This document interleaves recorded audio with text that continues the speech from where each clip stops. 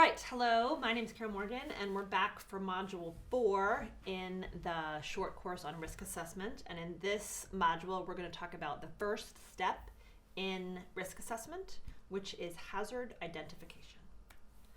So the learning objectives for this module are to understand this step and also to be aware that not all food pathogens are known. So we'll talk about known and unknown pathogens, which is an important part of hazard identification. So the step of hazard identification asks the question, what hazards are are causing potential harm to, in this case, in Ethiopia? So when we're talking about foodborne illness, we're talking about which hazards are potentially causing harm to people in Ethiopia through hazards found in food.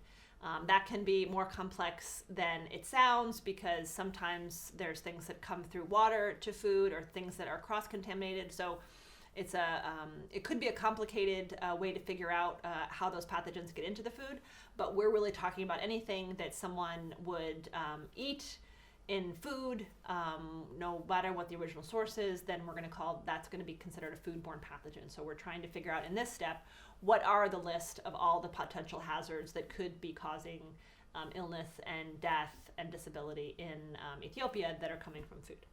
So there's lists of foodborne pathogens out there from the United States, from the UK, from Australia.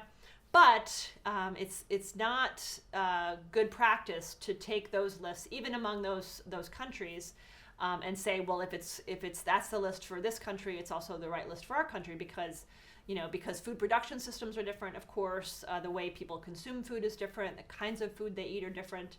The way they prepare it is different. So, and also, especially on the microbial side, which we'll talk about, microbial hazards, because the ecologies are different and the pathogens, the way that microorganisms live in different environments is different in different parts of the world. It's not appropriate to say, well, because this is the list from this country, this should also be the list for our country. So what we're going to talk about is what it would look like to come up with a list of foodborne hazards for Ethiopia. And then this is where I want to mention, even in the United States, we're still finding hazards that we didn't know about before. And they could be, on the microbial side, they could be emerging, they could be mutating and creating new types of pathogens. And there could also very well be pathogens that we just haven't identified yet. As science improves and changes, and the way we can measure things and understand things changes, we'll always be learning about different things that can be harmed. So some examples are, at some point in time, we weren't able to measure down to a certain level of a metal, say, for example. So we might have thought that there was no metal in a certain food, but then when the science evolved and we were able to measure lower levels, then we found out there was metals in the food, and then we had to decide if that was a problem or not. So the point I wanted to make is that the science is always evolving. What we understand is always evolving. So I don't know if you've seen the picture of a person looking under a lamplight for something, and there's this saying about, we always look under where the lamplight is to find problems, but the truth is there are probably things outside the light that we just don't know about yet. So being open to that idea of understanding hazards that we might not be aware of is an important part of hazard identification. So I'm going to go through the three main types of foodborne hazards. We're mostly focusing in Tartar. Well, in Tartar, we're only focusing on biological hazards. And in these courses, we're also mostly focusing on it, though I will talk about chemical hazards a little bit. But I did want to give you the whole sense of all the different types of foodborne hazards because it might be relevant for other work that you're doing. So there's three types. The first one is biological, which includes bacteria, viruses, yeasts, molds, and parasites. So some of these are pathogenic themselves, and some of them might produce toxins that are pathogenic, so that things that could cause disease or illness. And all of these vary. So a couple of examples: Salmonella, E. coli. There's many different types of E. coli, Clostridium botulinum. So those are biological hazards that can cause harm, and they cause different degrees of harm. So one thing we'll talk about, and when we earlier in this course we talked about the definition of risk being likelihood and severity of harm. So there's a likelihood of these things being in food, but there's also the degree to how sick you get when they are when they are consumed by people. So we'll talk about that as we go forward through the different steps of risk assessment. Chemical is another type of foodborne hazard. As I mentioned, we're not going to focus on that a lot here, but I did want to mention it because it certainly is an important area in food safety.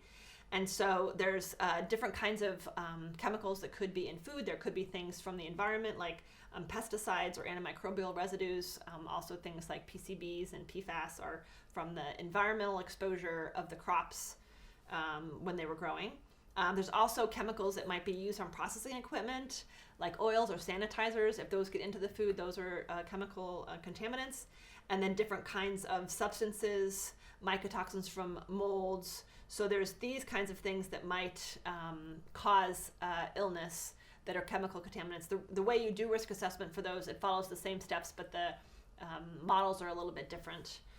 But I do want to acknowledge that the chemical food safety is another area that is important to understand when you're talking about food safety risk assessment. And then finally, there's physical hazards, which still happen in the Western world, certainly as manufacturing processes might catch things in them, such as glass or metal or plastic. And there are recalls that are made from food that had something like that happen in the manufacturing process. So physical hazards are the third type of foodborne hazards. So in hazard identification, we want to define, when we're doing a risk assessment, you want to define what kind of hazards you're talking about, because depending on how you define the scope of a risk assessment will determine the kind of data you collect and the kind of outcome, the kind of output that you produce. So I have two examples here. The first one is if we have a question like, what is the risk per serving of human illness with thermophilitic Campylobacter from the consumption of chicken? So that's a very specific risk statement. It's talking about human illness. It's talking about a certain hazard, the thermophilic Campylobacter, and the consumption of chicken. So it's saying this pathogen in this food. So that's one way to scope a risk assessment or do a hazard identification, would be to say, this is the specific pathogen we're looking at. And there might be a reason that you're interested in that. You might have already decided that's the one you need to look at. The second example is a much broader hazard identification, and that's just saying, what is the risk per serving of the consumption of chicken? So this might include a long list of pathogens that would be included. Again, perfectly acceptable way to define the risk assessment, and I'm just making the point that before you go about collecting data and conducting the analysis, you need to figure out what the scope is of the risk assessment that you're conducting, and that will help you in your hazard identification step. So as I mentioned, we're focusing on microbial hazards. Chemical hazards often cause a chronic illness. There are potentially long-term chronic illnesses from microbial hazards as well, but usually the focus of microbial hazards is on the short-term acute effects, the diarrheal illness, the having to go to the hospital and be treated and so on. So there are a few chemical, so we're more interested in microbial because the surveillance system is really tuned to collect information on, at least in the United States right now, on food illness from foodborne pathogen, because there's this acute phase where people get sick and go see their doctor. Whereas for chemical, there really isn't that kind of surveillance available, because typically people are exposed to long doses over a long period of time that can cause a chronic illness. So it's much harder to detect from surveillance on the chemical side. Generally our project focuses on microbial. Generally, and another reason is, microbial hazards are not readily seen. You can't really obviously see them in the food, and they do have more severe health outcomes generally than chemical. So that's the focus for us on tartar. So hazard identification requires information on two things. It requires information on what is making people sick, and it requires information on what foods is that in.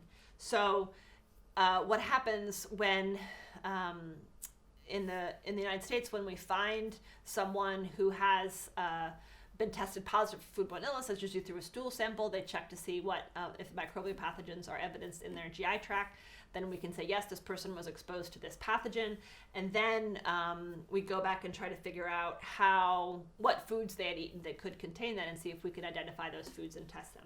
So we call this an epidemiological detective, who's really going back and kind of working from the person who is sick and trying to go back and figure out what are the ways that this person could have been exposed, and what are the foods that they might have eaten, and were there any sensitive populations possibly that were exposed to this food. So there's a couple types of evidence that are needed. I'm going to talk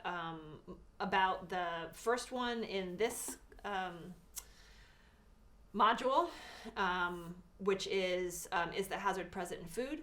And then in step 3, which is the hazard characterization, we'll talk more about kind of the does the hazard cause illness piece, which talks about dose response and how much illness it causes. So in terms of the hazard being present in food, you might use data from presence in food in other countries to get started, because if there's Campylobacter in chicken in the United States, it's reasonable to expect it could be in Ethiopia as well.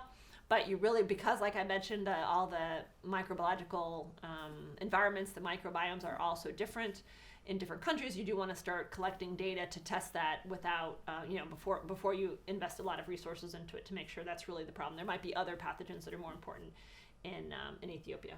So you really need to collect and analyze samples from food in the country to confirm and be able to have microbiological testing facilities to be able to do those tests.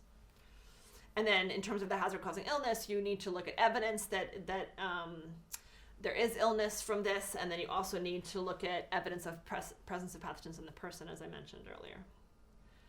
So I want to share this list of microbial hazards from the FERG analysis. So FERG is the WHO group that put out a report, and the report is on Carmen. The full report is on the website if you want to take a look at that. And so this was an analysis by WHO that looked at global burden of foodborne disease. So remember we talked about top-down and bottom-up risk assessment. So this is a top-down risk assessment. This is the example. And they looked at all the evidence they had of human illness from foodborne pathogens.